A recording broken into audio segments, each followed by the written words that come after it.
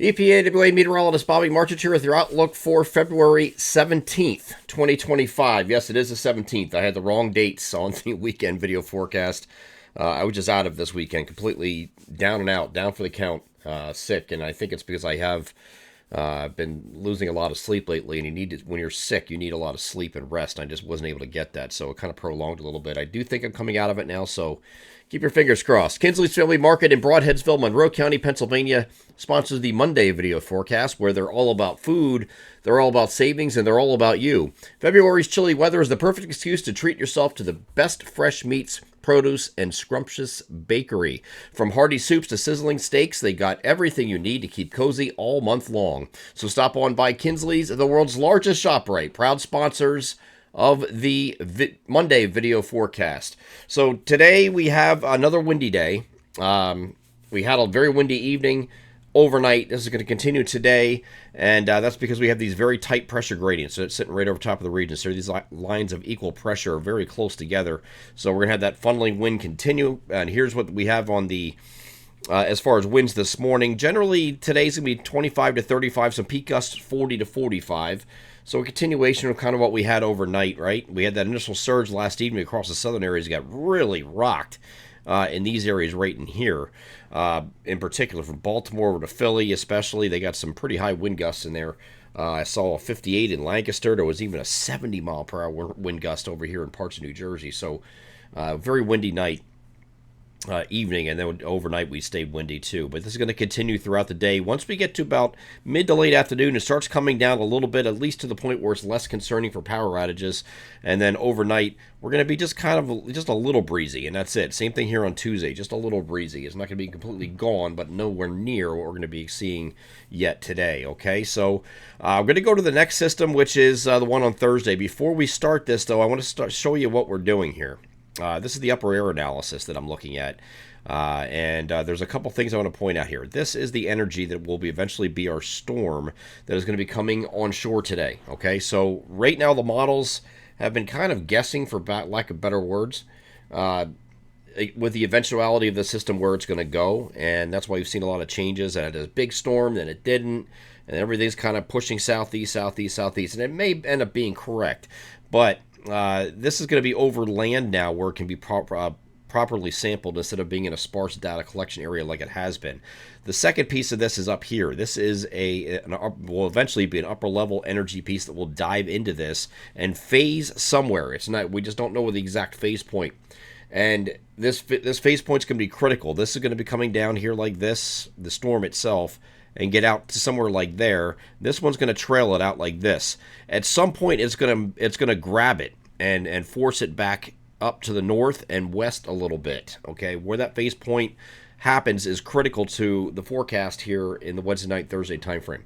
It's very difficult to time a phase exactly. We're talking about a difference between these models that are only 3 hours and make a world of difference. A world of difference. So let's go back to the European model here that ran this evening. I'll show you what I mean. Tuesday is a mostly sunny and breezy day after today's partly cloudy and windy. And then we get to Wednesday, we're calling it mostly cloudy because this system's going to be approaching. Now, this is what the European model does. Okay, this is the latest run, the 18Z run that I have that available to me at the time of the video. It has this system way south. The phase occurs very late, and so this just grazes southern Delaware and southern New Jersey on its way out. It does eventually phase, but it's too far out to sea at this point, so it can't get pulled back. All right, so that's what the European model has.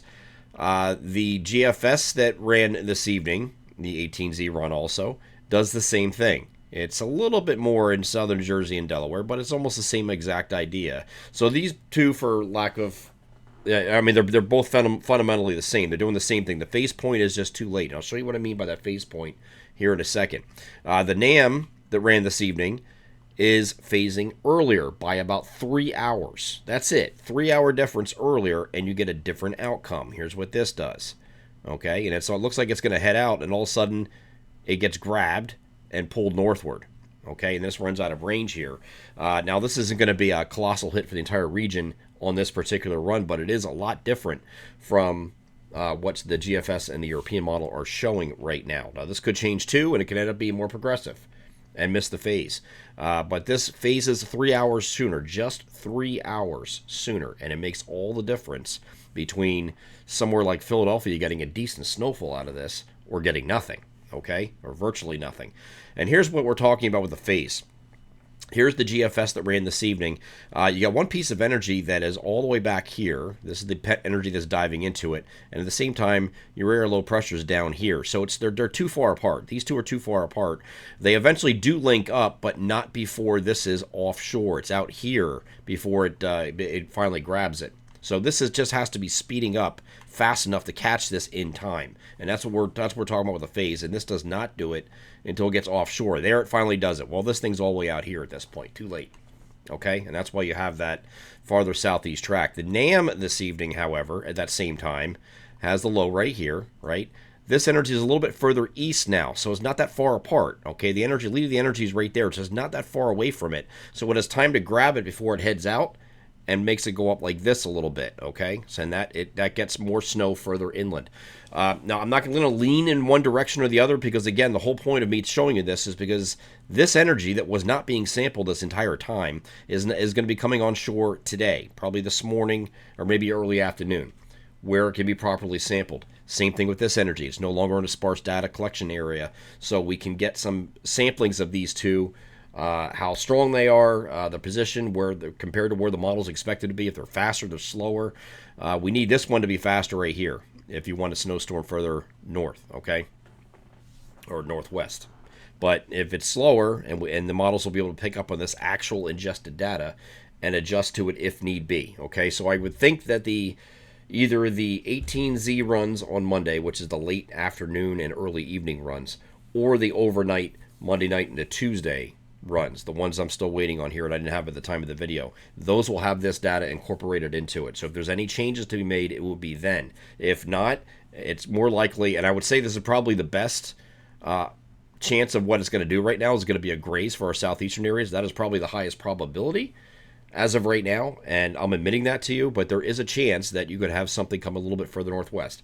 I don't think it's going to happen, but stranger things have happened. I've seen plenty of these systems that the models are figuring on phase point and phase time, and they're off by a couple hours. Well, in this case, if you're off by a couple hours, that can be the difference between this and this, okay? So, we'll see. We'll continue to follow here over the next couple of days. Just keep your expectations low, all right? Keep them low right now. Maybe you'll be pleasantly surprised that way if you're a snow lover, if it ends up being a little bit earlier a phase. Again, just by 3 hours will make a world of difference in this case.